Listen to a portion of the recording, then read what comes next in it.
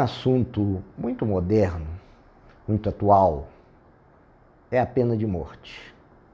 Estamos assistindo uma grande taxa de criminalidade. Aí as pessoas ficam a se perguntar: um estuprador deve realmente apenas ir para a cadeia? Uma pessoa que assalta bancos, sai com as bazucas dando tiro pela rua, também mereceria apenas ir para a cadeia? Esse tarado, por nós aqui citado, teria recuperação? A maioria das pessoas às vezes podem pensar: não tem recuperação. É algo inútil mantê-lo no sistema prisional, gastar o dinheiro público e ele não se recuperar. Essa é uma visão materialista. Não é a visão do Espiritismo. A visão do Espiritismo, nas questões 760 e seguinte do Livro dos Espíritos, é bem outra. O Espiritismo mostra que só morre o corpo, não morre o espírito. Então, se nós decapitarmos, colocarmos a cadeira elétrica, enfim, levarmos a pena de morte esse delinquente, lá no mundo espiritual ele vai ficar ainda muito mais revoltado.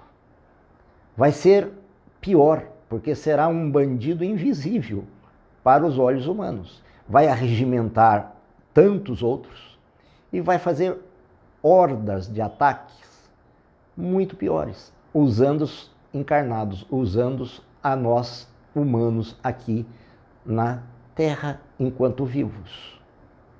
Esse é um aspecto que mostra que não é inteligente fazer valer a pena de morte. Pena de morte é muito barbárico, eram para aquelas civilizações muito atrasadas. O banimento da pena de morte é sinal de evolução dos povos. Hoje a pena de morte está cada vez menos sendo usada. Isso é muito importante. Na nossa pátria, no Brasil, por exemplo, é proibida a pena de morte pela própria Constituição Federal, o que demonstra já uma evolução nossa. E, além do que, se nós fôssemos levar alguém à pena de morte, porque é um tarado, porque é um degenerado, e nós, encarnados, será que somos um tanto quanto diferentes dele? Será que nós tivemos, talvez, a mesma vida que ele? Suponha que aquele sujeito que se enveredou para a criminalidade tenha sido alguém rejeitado pelos pais, tenha tido uma infância dolorosa, não fora bem cuidado. Isso o fez ingressar no mundo do crime. Nós vamos puni-lo duas vezes. Vamos puni-lo porque alguém não os educou convenientemente. E vamos puni-lo irremediavelmente com a pena de morte. Jesus foi vítima da pena de morte. E teremos nós coragem de dizer que ele era culpado? A nossa justiça é infalível a ponto de decretar a pena de morte sem risco de um erro judiciário? Então são pontos assim que nós devemos pensar bastante e vermos que não é por aí. Mas eu posso matar alguém em legítima defesa? Diz o Livro dos Espíritos que, de preferência, não, só a necessidade fará assim. Chega aqui o ladrão, eu escuto que o ladrão está arrombando a porta.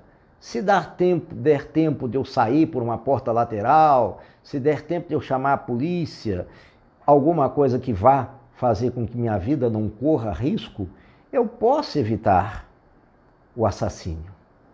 Agora, se realmente não tem como eu evitar o assassínio, a minha vida está correndo risco, a vida dos meus estão correndo risco, o Livro dos Espíritos fala da possibilidade realmente da legítima defesa. Então a legítima defesa não é regra.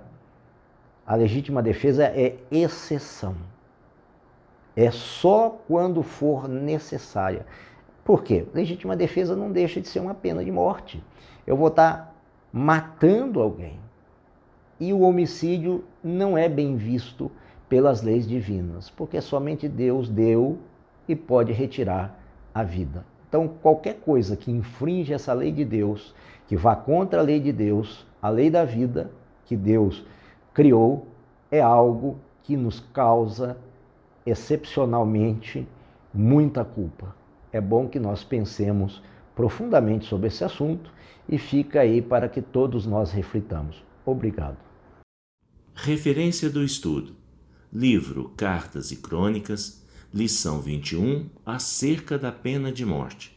Lição ditada pelo espírito Irmão X ao médium Francisco Cândido Xavier.